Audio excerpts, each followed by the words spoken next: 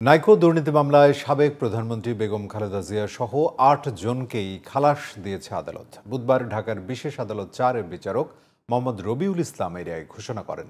আদালত তার পর্যবেক্ষণে বলেছেন, খালেদা জিয়াকে রাজনৈতিকভাবে হয়রানি করতেই এই মামলা করা হয়েছিল।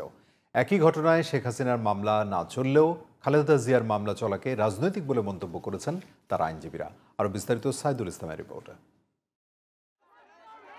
কানাডিয়ান কোম্পানি নাইকোর সঙ্গে অস্বচ্ছ চুক্তির মাধ্যমে রাষ্ট্রের প্রায় ১৩,০০০ কোটি টাকা ক্ষতির অভিযোগ এনে ১/১১ তত্ত্বাবধায়ক সরকার আমলে ২০০৭ সালে বিএনপি চেয়ারপারসন সহ ১১ জনের বিরুদ্ধে মামলা করে দুর্নীতি দমন কমিশন।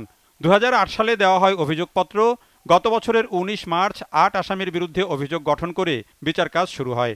মামলার ৬৮ সাক্ষীর মধ্যে ৩৯ জনের সাক্ষ্য নেওয়া হয়। গত ১৩ ফেব্রুয়ারি মামলার চূড়ান্ত যুক্তিতর্ক ও আত্মপক্ষ সমর্থনের বক্তব্য শেষে রায়ের জন্য তারিখ ঘোষণা করেন আদালত। আইনের ব্যাখ্যা দিয়ে বুধবার খালেদা জিয়ার অনুপস্থিতিতেই রায় ঘোষণা করেন আদালত। খালাস দেওয়া হয় ৮ আসামির সবাইকেই। এই রায়ের মধ্যে দিয়ে দুইটা মেসেজ জাতির কাছে গেছে। একটি হচ্ছে যে একটি স্বৈরশাসক কি প্রক্রিয়ায় তার নিজের অভিযোগ তিনি কোয়াশ করে আদালত থেকে বাতিল করে নিয়ে যেতে পারে, আর কিভাবে একজন নির্দোষ মানুষের কাছে, নির্দোষ মানুষের উপরে তার নিজের দায়টি অন্যের ঘাড়ে চাপিয়ে দিতে পারে।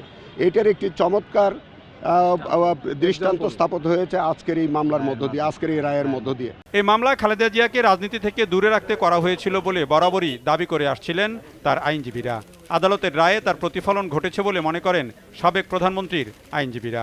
দেশনেত্রী বেগম খালেদা জিয়া, জনাব তারেক রহমান সাহেব সহ বিএনপির অনেক নেতাদের বিরুদ্ধে ফ্যাসিস্ট রেজিম তৎকালীন প্রধান শেখ হাসিনার নির্দেশে এবং তত্ত্বাবধানে এমন অনেক মামলা দায়ের করা হয়েছে যেই মামলাগুলোর আইনগত কোনো ভিত্তি ছিল না।